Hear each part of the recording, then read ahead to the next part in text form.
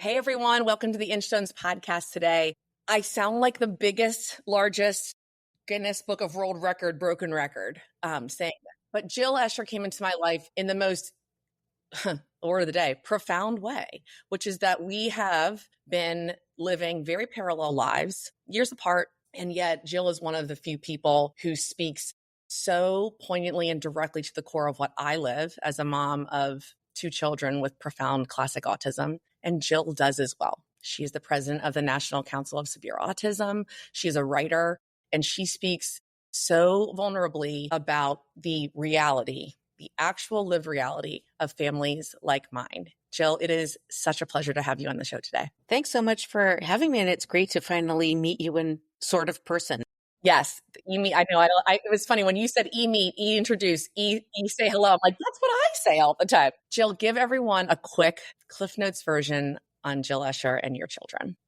Sure. Yeah. Hello, everybody. I'm in the Bay Area of California. I am the mother of two grown children with profound autism. Ani is now 26 and he is nonverbal. He has very minimal functional abilities, probably, kind of toddler level, but a handsome, strong, robust guy with a lot of character. And I absolutely love him. He did go through a period of self-injury and aggression and years of pretty pervasive property destruction. But a lot of that, not all of it, but a lot of it subsided with the right medication. So that's a story in and of itself. My daughter, Sophie, she turned 19.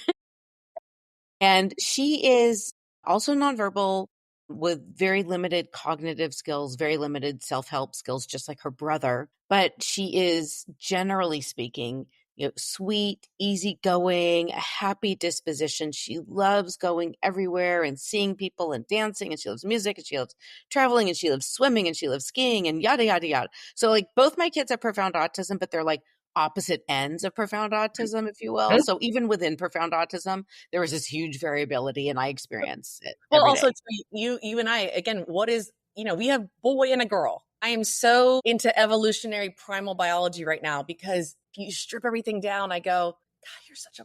Yeah. Well, as you know, because you've commented on some of my work, I write a lot about biology, and a lot of what I've been doing for the past 13 years or so is funding and advocating for research on new hypotheses about what could be causing autism in families like ours, right? Where we have two children, at least my children are idiopathic, which means that we don't know what caused it, right? There's no genetic markers. There was no adverse event, nothing unusual in my pregnancies. So I've come up with ideas about what may have happened. They're complicated ideas grounded in very advanced reproductive molecular biology. Because if anyone wants to geek out, I'll geek out with you about it. Well, I geeked out over your stuff. Yeah, thank you for geeking out. My dad's a physicist, so this is part of my coding as well. Yeah. Well, someone's got to do it because, autism research has been in an absolute rut, in my opinion, for well over a decade. We've been in this cul-de-sac, just sort of driving around this cul-de-sac on and on and on, like refusing to branch out into probably more promising avenues. So that's what I see as my main role in the autism world. I'm also president of the National Council on Severe Autism, which is an education and advocacy organization representing that portion of the autism spectrum where, the people affected basically can't advocate for themselves and they're very seriously, disabled by their autism. So it's a busy life with all that. And I do some other things as well. But that's my nutshell. You and I both had our own cells hit and our heartstrings tugged during this past April when RFK spoke and sort of illuminated the lives that you and I actually live. And I know that there is so much rhetoric and so much messenger killing over that. And, I stood firmly planted in that profound autism is nonpartisan. And I stood in the depth and knowledge of what I actually live every day. And I know you do too. And I believe that what's coming undone is people being so angry at what we are saying that we don't care about how it's said. We're just glad someone said something. Hmm. And there's a lot of anger around that.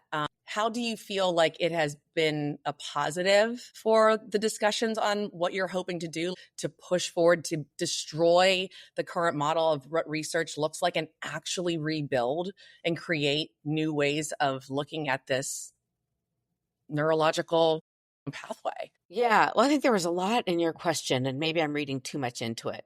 But I feel like there is a real mood shift Hmm. on several levels in the autism world right now. I mean, one mood shift is that, cancel culture is really over. Like, they tried to cancel me For sure. 500 million times, like, Right. for trying to speak the truth about my children's disabilities. And, I was called every name and Sure. Oh, under, oh yeah. yeah. And another thing that's happening is I think there is, at least in part, and maybe this is because of the Trump administration, and I'm no fan of RFK Jr., but at least, they have been vocal about the need to figure out what the risk factors are for autism. There's been a shift in how our state of utter complacency has been. We're moving from complacency to, I think, a new sense of urgency, which is absolutely vital. We're moving from a place of cancel culture and everybody afraid of speaking out to a Hmm. place where people are comfortable speaking their truths. Hmm. These are really, really important and positive developments, I think, in the autism world. When we started National Council on Severe Autism in 2019, we publicly launched, people were horrified. Like, oh my God, a group that's speaking out about severe autism, a group that's not backing down, a group that's not giving in to the propaganda. Oh my God. There was this quote unquote backlash to Hmm. our announcement. Hmm. Now everybody fully accepts what we do. I mean, we're not attacked really anymore for raising what we call hashtag authentic awareness about severe and profound autism. So we have really seen a great mood shift happen. And I think that all of our truths are really fundamental to creating the change, to finding the answers, that we really need. I'm not a sugarcoater. I'm like, I love my kids to pieces. I'm so involved. One thing I didn't mention when I gave my background was I'm past president of Autism Society, San Francisco Bay Area. I'm still on the board and I'm the events chair. And one thing I do is I plan 80 events a year for our autism Few, community. Jill, just a few. I don't know why I'm crazy. Just a Jill, what are few. you doing this weekend? Oh, 500 things. So I love our community. I love serving our community. I love the kids in our community. I'm Yes. sort of a pseudo mom to a lot of kids who aren't my biological kids. I help take care of them as well.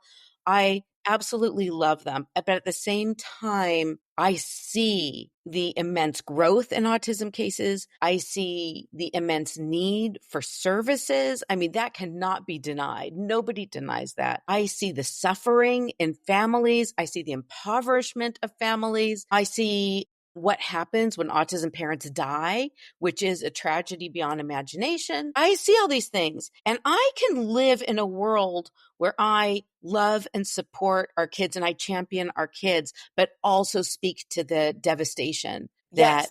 they I think face. what I hear, and I live in this too, and it's hard to transmit or give anyone a pill to understand this. I deeply believe in complexity and nuance. I do. I believe it because I live it, right? You're saying you love your kids. I love everything about them. You also see the other side of it.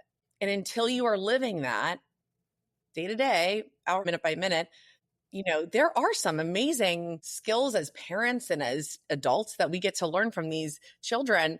And at the same time, there is a deep heaviness and an emotional toll that it is required. We can't turn away. There's no alternative. There's zero alternative to this. That's the Israeli army. That's like their battle cry is no alternative.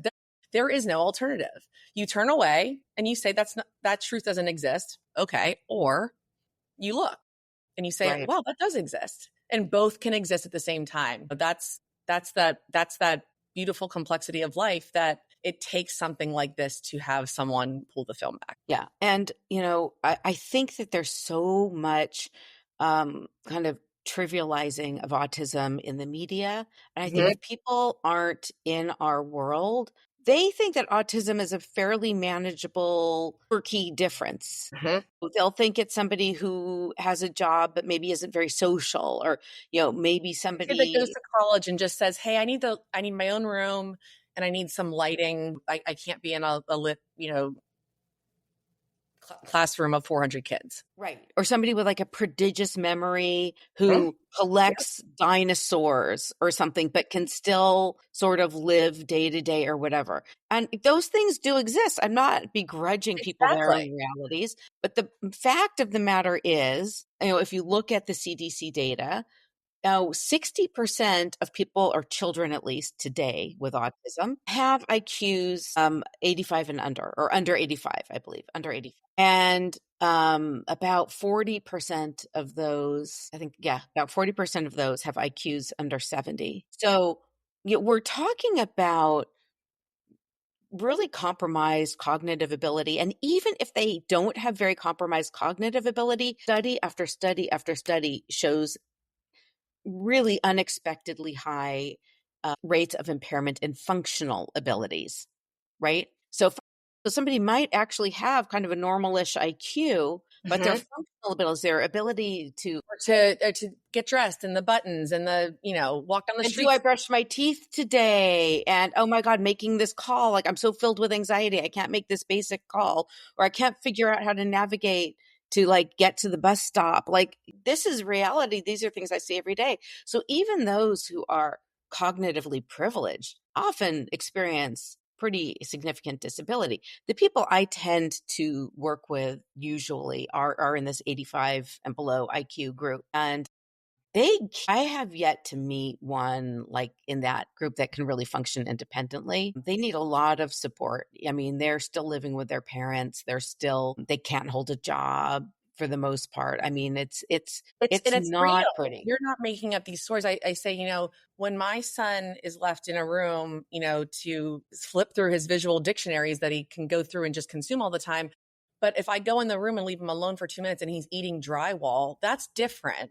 You know what I mean? I'm sorry, that autism is not the same Not the as same. it's not the same. I'm starting to realize that by denying that truth, it's erasure of what we are living. And it's the truth. I can send you video. This is data. This is data. Oh yeah. And Yeah, when the other E word, like saying that we're exploiting children by showing what the realities are, I don't believe that to be true. it's I not. believe that in the mother and caregiving world, and we are primarily wired to care and to protect our young. That is also part of this, and to erase that and to say that that doesn't exist and that there's an energy depletion that is unlike any other is to say that we aren't living this day to day. And Yes. yeah. Yeah, I mean, I can understand how, like I use euphemism when it's appropriate, Mhm. right? So, like I said, I plan all these events every year for our local autism community. I will use euphemism. I will talk about we are having a concert for our neurodiverse audience, Mhm. right? We are having speed Yeah. dating for our neurodiverse friends. Because you know what? There's a place for positivism. I There's a speak at place. companies about that. Like, I love it. I think there's a competitive advantage for neurodiversity in the workplace, without a doubt. Yeah. Yeah. So when appropriate, the problem is that should not bleed over into everything else, right? So when we're saying, no, our kids are really disabled and they need access to treatments and they need access to behavior services and they need access to pharmaceuticals and they need access to ECT and they need access to emergency care and they need blah, blah, blah, blah, blah. And they need specialized classrooms and they need specialized kind of housing. None of those trivializations, none of that romanticization applies, right? So what bothers me is this mindset that like this black and white mindset that we have to use euphemism for everything. Like that's ridiculous. Like would you do this in any other field of medicine? Like, no, you wouldn't do this in any other field of medicine or psychiatry, because there is serious impairment that has to be addressed. And we can call cancer like cell differentiation syndrome. Exactly. But what does that help anybody? No. In the end, that doesn't help anybody. It again, it denies the lived reality of the kids and their families. I write about this, but I want to share it live. I had a veteran comment on one of my posts and said, this reminds me of a friend who lost 3 limbs in frontline combat, who was told to join a group about losing limbs, and 99% of them had lost the tip of their pinky. That is not the same loss. That is an appendage. You're right. It's part of your appendage system. That is not the same loss. And if we start to force that to be the same, we are guarding a decaying system. And that's become a real sticking point where a lot of trolling and hate has come my way. Right. I mean, listen, it is absolutely exasperating sometimes to debate these people who seem to dwell in a complete fantasy world. So like my kids, they can't add one-on-one, they can't read, they can't write, they can't make a text, they can't make a phone call, they can't brush their teeth, they can't put on their own clothes, they can't. Like when you've done the Vineland for your kids, Gosh, right? please. It's like, yeah. It's like when you're doing things that like even 12 months old, 18 months old, my kids can't do them. And again, right? primarily women, we are not supposed to have done that. I think as a woman who birthed and had healthy pregnancies too, I was wired to believe that phase would end. Yeah. Like primally, like my cells were not made to do this for life. So it's asking my body to do something that it was not primally wired to do, yet it's worthy.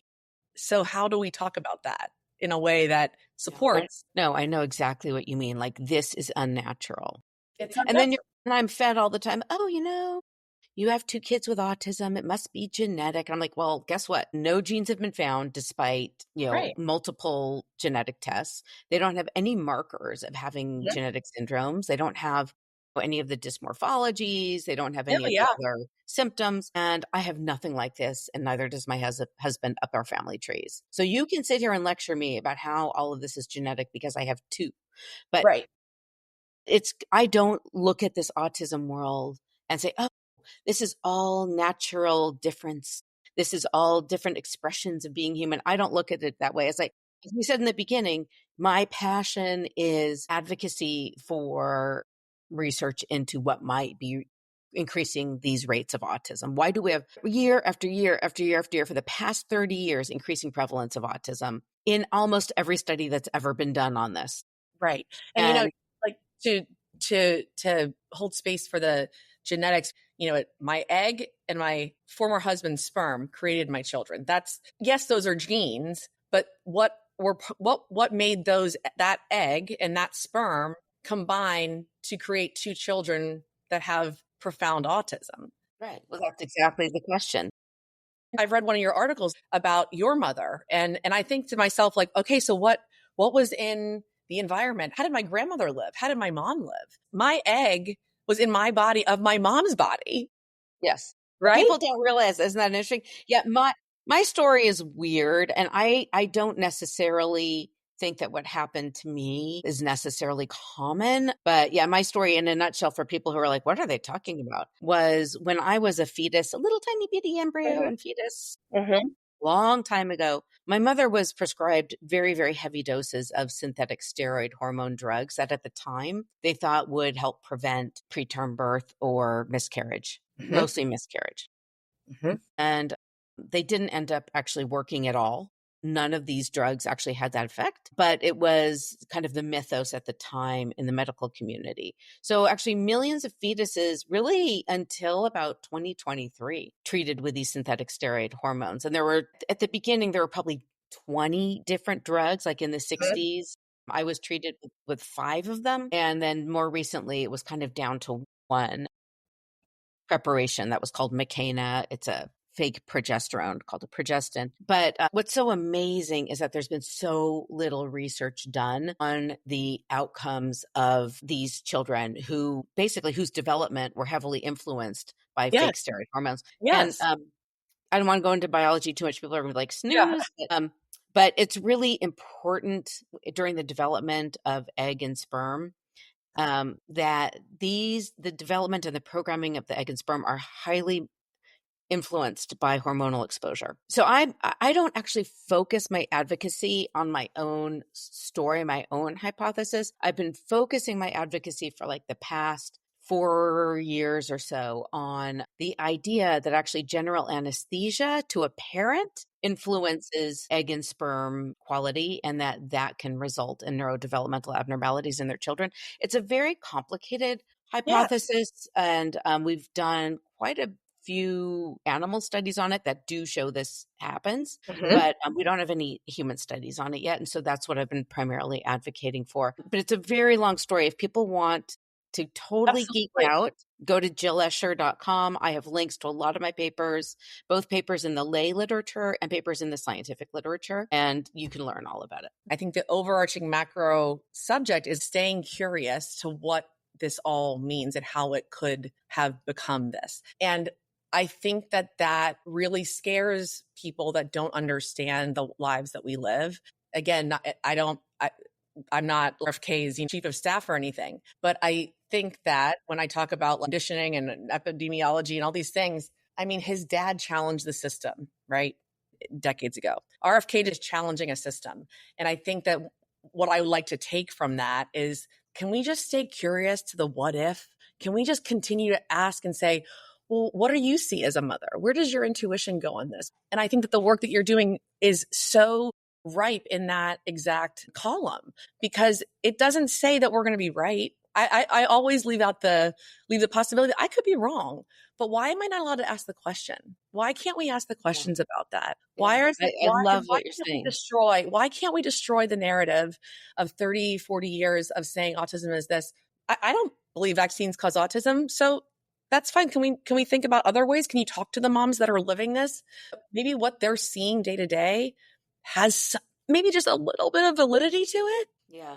Well, here's how I see it. First of all, I love, love, love, love, love that you said this and you're focusing on this question of curiosity, because I feel like seriously, ever since like 2015, so it's been about 10 years, there's been almost no curiosity. Like curiosity went out the door Yes. about, what are the risk But factors what for does that autism? mean? I think as a whole, as a society, like, what are we even doing? We are guarding our own demise then. If we can't stay curious, what are we saying? We're saying, cool, we'll just let this all Yeah, ride.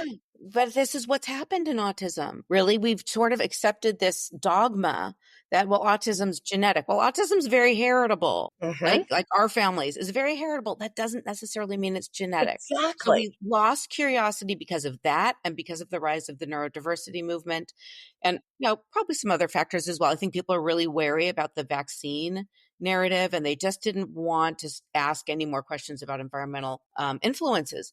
But what I would say about, parent stories is parent stories are not science. I want to agree with the research community on that. I But do. they are very important in hypothesis building. Correct. And the field had basically just stopped hypothesis building. That's right. And this is what we need more than anything. And Mhm. you build hypotheses by observing things and talking to people and talking to families Mhm.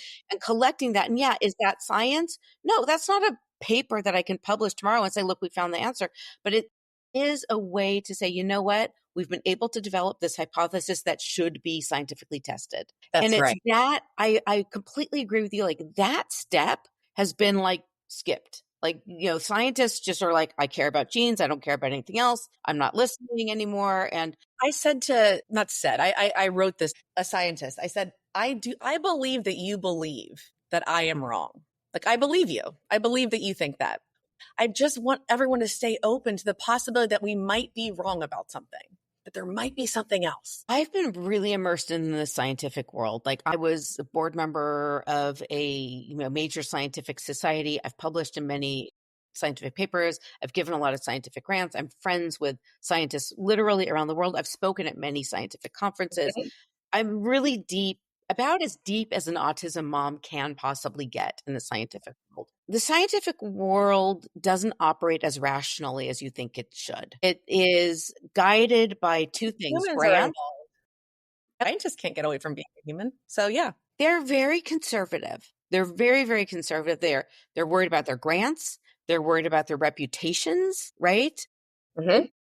They exist in these academic ivory tower bubbles that are very real. I've talked to autism researchers that have almost no interaction with people with autism. Yes. Yes.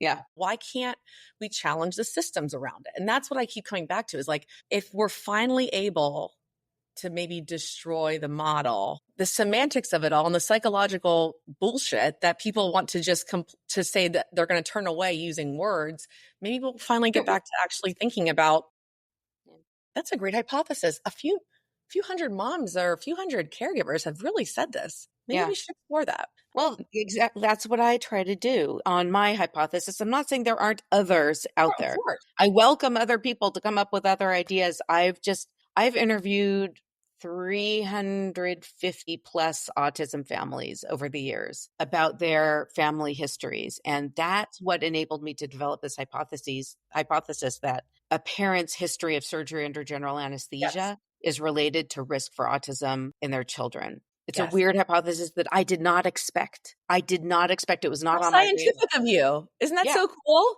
This That was came not from the just hypothesis that came. from literally surveying and talking to families. So, I do have a little bit of hope. I mean, this administration, I think is, as I said, I'm not a fan of RFK Jr., Uh-oh. but at least he and Dr. Jay Bhattacharya, who's the head of the Mhm. NIH, Dr. Jay Bhattacharya is actually a very intelligent man. Mhm. They have a keen interest in uncovering, so far undiscovered risk factors. Mhm.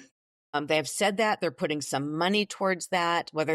How this will all evolve, we're not quite sure. But I have a little bit of hope that at least public money will go in new directions and not just be funding the same old all over again. Unfortunately, the private foundations are still funding basically genetics, all genetics all the time. And I'm a fan of genetics, but Yeah, we're just not going to make that much more progress there. I agree. So, um, I have some slight cautious hope. I just love knowing that the conversations of real people really living this, there's nothing that creates anxiety about someone's actual truth of their life. And this is the truth that so many families that we talk to say, I'm going to show up, I'm going to find the silver lining in all of this. And there's also a really, really open wound that I'm going to just keep looking for answers and asking questions and knowing that I'm not alone. I always say, I know I'm not unique. I'm unique to a lot of people, but I'm not unique. I know I'm No, not. you're definitely No. not. Yeah. Jill, thank you so much for your time. You are 1000% of the person that say, you're standing on the shoulders of giants. I know 1000% that I am standing on your shoulders because you have led and elevated the community of real truth tellers, very radical mothers who have not shied away from what their day to day is and elevating the community and loving us all through it. So thank you for what you do. Yeah. Thanks, Sarah. And I really encourage your followers to look up National Council on Severe Autism, ncsautism.org. Please follow us. We do not shy away from reality at all. And we are doing more and more active engagement with policymakers and hoping to make a long-term difference. You are. Absolutely. All right, everyone. Well, until next time on the Inchtones podcast.